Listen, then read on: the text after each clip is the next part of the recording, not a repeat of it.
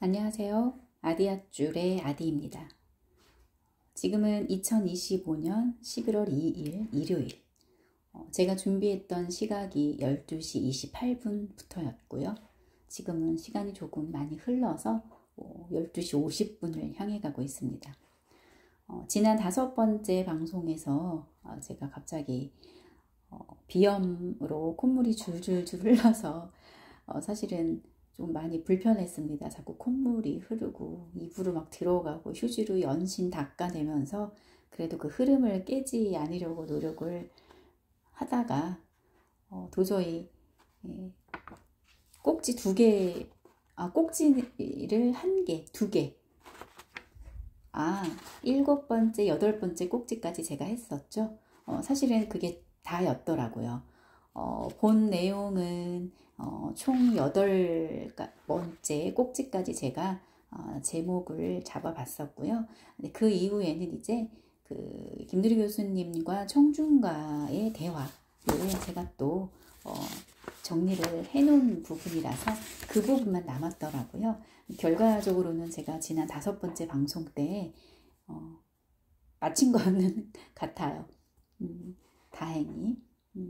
오늘은 청중과의 대화 중에 요약한 부분을 읊어드리도록 할 건데요. 또 간단히 지난 꼭지 7번, 8번에 대해서 간단하게 정리를 하고 가면 민주주의는 형식이다. 꼭지 7번이었고요. 더민주당은 진보인가. 제가 제목으로 뽑았었던 그 부분 마지막 8번째 꼭지에 있었는데요. 민주주의를 우리는 지금 이루어냈다라고는 하지만 사실은 하나의 형식이지 그 내용은 우리가 채울 수밖에 없다. 결론은 민주주의라는 것은 모든 것들이 그렇겠지만 형식적인 면도 있겠으나 그 내용은 머물러 있는 것이 아니라 시대의 변화가 요구하는 것에 따라서 우리가 국민, 서민, 민초가 채울 수밖에 없는 것인데 이 흐름을 방해하는 어떠한 세력이 될 수도 있고요. 그리고 정당이 될 수도 있다고 생각하는데 이 흐름을 막는 거죠. 그래서 민주주의는 자기들이 편한 방식의 민주주의로 굳혀둔 채로 그것을 다수의 국민, 서민, 민초가 따라오도록 좋지 않은 입금을 하는 거죠. 결국은 우리가 채울 수밖에 없는 것인데 일명 흔하게 말하는 먹고 살기 바쁜 서민들이 민주주의를 건강하고 정의롭게 이루어가고자 하는 마음들은 있겠으나 그것을 직접 해내기에는 많은 여러 상황들이 있잖아요.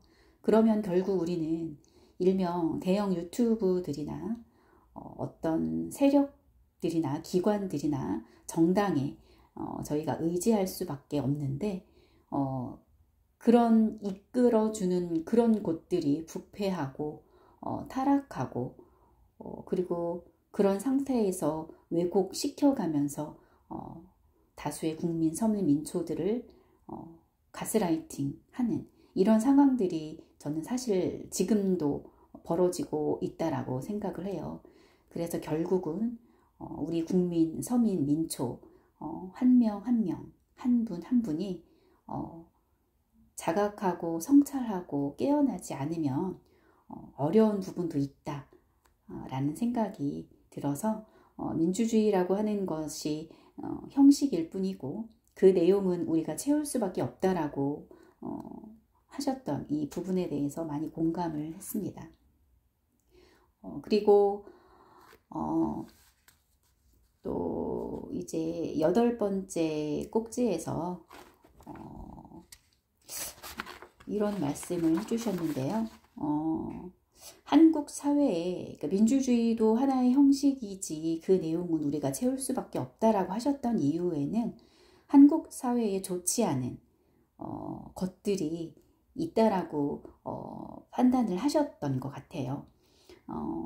그 전에 꼭지들에서 나왔듯이 우리나라는 지금 현재 참칭 그 보수들이 수구들이죠.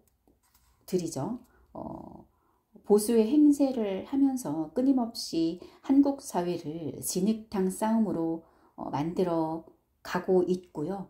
앞으로도 우리가 이대로 놔둔다면 그렇게 해 갈 것이라고 생각이 들거든요.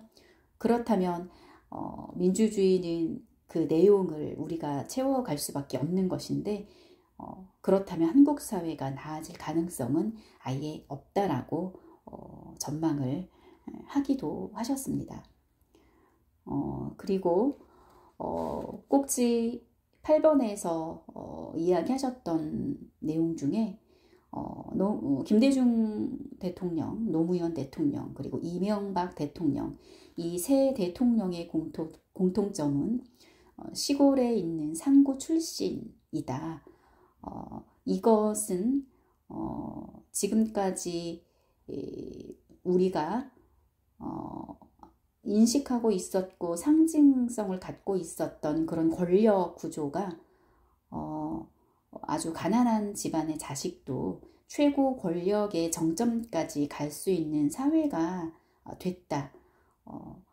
그런데 이 부분에서 오늘로 그 관점을 연결해서 생각해 보면 이재명 대통령 같은 경우는 김대중, 노무현, 이명박 대통령보다도 아주 더 존재하나라고 여겨질 정도의 그런 깡촌이라고 들었습니다. 그런 곳에서 아주 힘들고 정말 가난한 집안의 자식이었음에도 불구하고 결국은 지금 최고 권력의 정점에 계시잖아요. 이만큼 세상이 변하고 시대가 변하고 있는데 지적해 주셨던 것처럼 민주주의라고 하는 것은 그저 형식일 뿐이고 그 내용을 우리가 채워가야지 못하고 있는 것도 맞는 것 같아요. 그러면서 한국 사회를 초토화시켜 놓는 지금 현재의 이런 살인적인 경쟁이 사실은 민주주의의 형식을 내용을 변화하지 않고 그대로 정지되어 있는 상태로서 여러 곳에서의 살인적인 경쟁이 한국 사회를 학벌 계급 사회로 만들어 놓은 문화적 조건이 바로 여기에 있는 것이다 라고 비판을 해주셨습니다.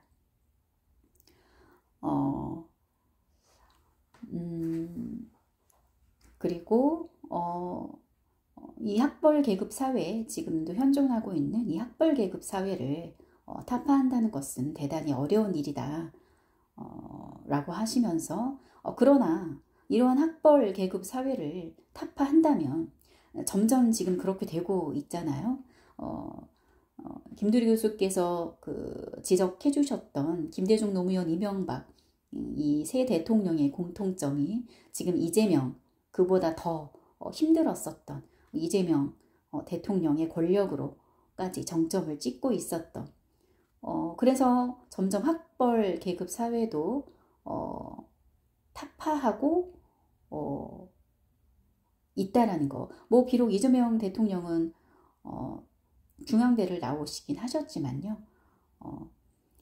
이 학벌 계급 사회를 타파한다고 한다면 인류 역사 어디에서도 볼 수 없었던 가장 평등 지향적인 낙원을 만들 수도 있을 것이다.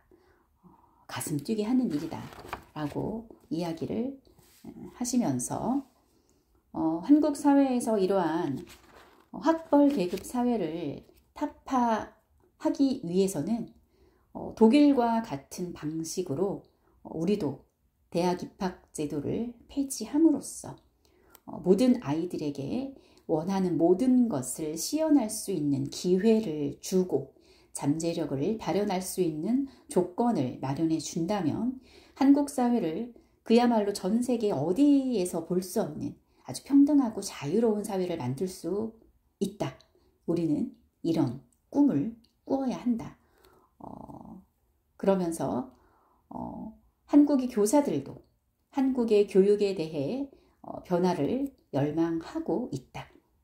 이제는 더 이상 한국의 엘리트 대학 시스템, 학벌 사회 이런 것들이 존속하는 한 교육다운 교육은 불가능하다라는 것을 예언하시면서 이러한 문제들을 현재 그 당시 180석인 민주당이 이루어낼 수 있도록 함께 고민해야 할 것이다 라고 마무리를 해주시면서 사실상 직접 민주주의 연대 TV 2020년 9월 9일 김주리 교수님의 강연은 끝이 났었습니다. 그리고 그 이후에 청중과의 대화, 이 내용도 아까 말씀드린 대로 제가 정리해 둔 것을 한번 읊어보도록 할게요. 우리나라 86세대는 도덕적 우월감에 빠져 있다. 그들은 당시 20, 30대로 지금은 7, 80대 이상인 사람들이다. 이 사람들이 30대에 여의도에 들어가 권력 옆에서 정치화된 인간이 될 때 다른 한쪽에서는 인천이나 부평, 안국동으로 가서 움직였다. 그들은 다른 한쪽에 이 사람들과 경쟁했어야 했다. 그런데 그들은 계속 수구들과 이야기를 하려 했다. 사실 누구든 수구들과 비교를 하면서 우월감을 느끼지 않을 자가 있었을까? 사실 그들이 다른 한쪽 사람들과 경쟁을 했더라면 한국 사회는 조금 더 나아졌을 것이다. 그러나 그들은 다른 한쪽의 사람들을 못내 무시했다. 두려웠기 때문이다. 과거에는 존엄이 있었다. 억압받는 자일수록 존엄이 있었다. 전태일은 존엄이 있었다. 그런데 지금은 신자유주의가 존엄을 완전히 없애버렸다. 전태일이 없는 것이 아니라 전태일과 같은 존엄을 인격화한 인간이 나오는 것을 말살해 버린 것이다. 말하자면 칼 폴라니가 이야기하는 사탄의 맷돌이라는 말로 이야기할 수도 있다. 신자유주의의 가장 무서운 점은 모든 가치를 정치적 가치, 사회적 가치, 윤리적 가치, 이 모든 가치를 맷돌로 갈아서 전부 다 금전적 가치로 환원해버린 것이다. 그래서 지금 노동운동을 비롯해서 모든 것이 소위 얼마짜리로 끝나는 거야? 식으로 끝나는 것이다. 사실은 그게 아님을 우리는 너무나 잘 안다. 인간의 존엄을 짓밟았다는 것에 대한 그 명백한 사실이 분명히 있어야 하는 것이고 분노가 있어야 하는 것인데 이것이 지금 무화되고 있다는 것이 굉장히 중요한 문제이다. 독일의 경우 학교에서 아이들에게 민주시민을 교육할 때 아이들에게 요구하는 자질로 3가지를 꼽는다. 저항하는 능력, 분노하는 능력, 교감하는 능력이다. 다시 말해 억압에 저항하는 능력, 불의에 분노하는 능력, 약자의 고통에 교감하는 능력이다. 독일은 아이들에게 이것을 반드시 가르친다. 이것은 바로 인간을 인간으로 만드는 존엄이다. 한국은 현재 능력주의 사회에서 이제는 존엄주의 사회로 넘어가야 한다는 것이 본인 김누리의 주장이다. 지난 촛불혁명에서 가장 중요한 가치는 세월호의 문제와 최순실의 국정농단을 꼽을 수 있다. 세월호가 환기시키는 중요한 가치는 인간의 존엄에 관한 문제이고 최순실의 국정농단이 환기시키는 중요한 가치는 사회적 정의에 관한 문제이다. 그러나 이 2가지는 아직까지도 이루어지지 않고 있다. 현재도 마찬가지라고 저는 생각합니다. 지금 현 정부에서 이루어지고 있는 것은 공정이다. 교육개혁에도 공정을 이야기하면서 조국 사태가 터지니 정시를 높인다는 등의 이야기를 하고 있다. 공정이라는 것은 사회적 정의의 하위 개념으로 사회적 공정을 실현하는 하나의 하위 가치이다. 그러나 이 공정은 굉장히 위험한 가치이다.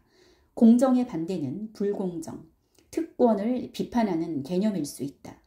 그런데 동시에 차별과 불평등을 정당화하는 이데올로기로 계속 쓰인다.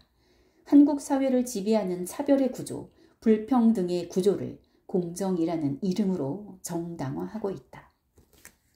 지금 젊은 세대 사이에서 이야기되고 있는 우리는 차별에 찬성합니다 라는 책이 바로 공정을 통해 이루어지는 한국 사회의 차별의 정당화 논리를 말하고 있다. 이런 부분이 굉장히 위험한 것이다. 공정이 구현되는 사회적 공간이라는 것이 결코 진공의 공간이 아니다. 이미 공정이 벌어지는 그 터 자체가 불공정한 것이다. 그런데 이러한 곳에서 공정의 규칙을 들이대면 공정이 실현된다는 것은 나이브하거나 거짓말 둘 중 하나이다. 궁극적으로 한국 사회의 변화와 관련해서 앞서 이야기했듯 야수 자본주의를 격파해야 인간이 살 수 있고 그것과 또 다른 측면에서는 능력주의라는 것이 능력주의라는 이름으로 이루어지는 소위 수월성 능력주의라는 이름으로 모든 다른 가치들을 짓뭉개는 것들과 맞서 싸울 수 있는 가장 중요한 가치가 바로 존엄주의이다. 사실 우리가 디그니티라는 말은 익히 잘 알고 있지만 존엄주의라는 말은 들어본 적이 없다. 본인도 얼마 전에 처음 들었다. 이 말을 만든 분이 경기교육원의 원장인 이수광 씨이다. 능력주의는 이미 존재하는 말로 이 말과 맞서는 개념으로 존엄주의, 즉 존엄성이 지배하는 사회를 만들어야 한다. 한국처럼 과거 청산이 전혀 되지 않은 나라는 없다. 지난 100년의 역사를 돌아보면 이렇게 참혹한 근대를 경험한 나라가 없다. 군정의 역사, 식민의 역사, 분단과 내전의 역사, 양민 학살의 역사, 군사독재 하에서의 고문과 살해와 사법살인의 역사에서 단 한 번이라도 청산을 해본 적이 있는가? 심지어 반민특위조차도 단 한 명의 친일파도 단죄하지 못하는 이런 수치스러운 역사를 가진 나라는 없다. 이러한 문제는 어디서부터 어떻게 건드려야 할지 두려운 문제이다. 사실 지금 민주당 정부에서도 앞장을 서서 그런 문제를 제기할 수가 없다. 민주당 자체가 청산되지 않은 과거의 일부이기 때문이다. 따라서 이 문제는 지금 우리가 바로 풀기에는 쉽지 않다. 독일의 68세대와 한국의 86세대는 그 당시 정치 권력을 장악한 세대이다. 독일의 68세대는 그 당시 이 세대가 정치 권력을 장악하면서 독일을 완전히 새로운 나라로 바꾼다. 1945년 이전의 독일은 가장 심각한 최전선의 냉전 국가였다. 또 초기의 독일은 성장 위주의 경제정책을 펼친 나라였지만 지금은 복지국가를 이루어냈다. 그리고 68 시기에 독일은 나치 당원인 키징어가 총리였던 시절이었는데 지금은 과거 청산을 잘한 나라가 된 것이다. 한국의 86세대는 군부 독재 하의 비정상 사회를 민주정부 하의 비정상 사회로 만들었다. 정부 형태만 바뀌었지 이 비정상 사회의 본질은 그대로다. 한국 사회는 질적 구조로 보았을 때 무엇이 바뀌었는가? 과거의 구조를 그대로 가지고 온 것이다. 정부만 민주정부로 바뀐 것이다. 그 당시 독일의 68세대가 제일 처음으로 한 일은 교육개혁이다. 장기혁명이라고 하는 것은 인간을 바꾸는 인간혁명으로 생각했다. 이것이 장기적으로 사회개혁을 해나가는데 가장 본질적인 개혁이라고 생각한 것이다. 그래서 그 당시 이들이 내세웠던 대표적인 구호가 제도를 통과하는 행진을 해야 한다 였다. 그러면서 제도 속으로 들어가는데 제도의 핵심은 인간을 장악해야 한다는 그 제도로서 바로 학교였다. 그 다음으로 학교는 미래의 사회를 변혁시킬 아이들을 가르치는 곳이고 현재의 사람들을 바꾸기 위해 언론소로 들어갔다. 말하자면 이데올로기 기구를 이들이 장악한 것이다. 이것이 독일 사회를 바꾸는데 결정적인 역할을 했고 그 속에서 새로운 아이들이 자라나기 시작한 것이다. 한국의 86세대는 군사독재를 물리친 것은 훌륭했으나 한국 사회가 가지고 있는 온갖 병리성을 그대로 새로운 기득권자로서 누린 것이다. 그게 한국 교육의 문제인 것이다. 노동 문제, 교육 문제, 복지 문제, 무엇을 개혁했는가? 이런 것들이 한국의 86세대의 문제점인 것이다. 그러나 과연 우리가 한국의 86세대에게 손가락질을 할 수 있는가?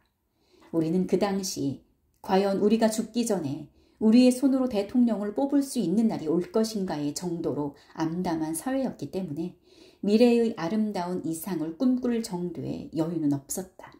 안타까운 일이다. 86세대가 이렇게 엄청난 권력을 갖게는 되었는데 이들이 과연 새로운 사회를 운영할 비전과 용기를 가졌을까를 요구하는 건 과한 것일 수도 있다. 그러나 한때 정의롭다고 인정받은 세력, 한때 윤리적이고 도덕적이라고 간주되었던 한 세력이 정치적으로 실패하는 것은 너무나도 그 후과가 크다. 그것은 한 사회 전체에 엄청난 냉소주의, 무관심, 무력감 같은 것을 남길 가능성이 많다. 그 당시 한국의 86세대가 이룩한 민주화는 세계의 자랑거리로 만든 대단한 이름에는 분명하다. 그러나 지금이라도 86세대가 한국 사회를 헬조선에서 조금이라도 나올 수 있게 질적 변혁을 위해서 이제는 진지한 고민을 할 때가 되었다. 저는 지금도 진지한 고민을 할 때, 그리고 지금은 진지한 고민을 하기는 당연한 거고 실천을 해야 할 때라고 생각합니다. 이상입니다.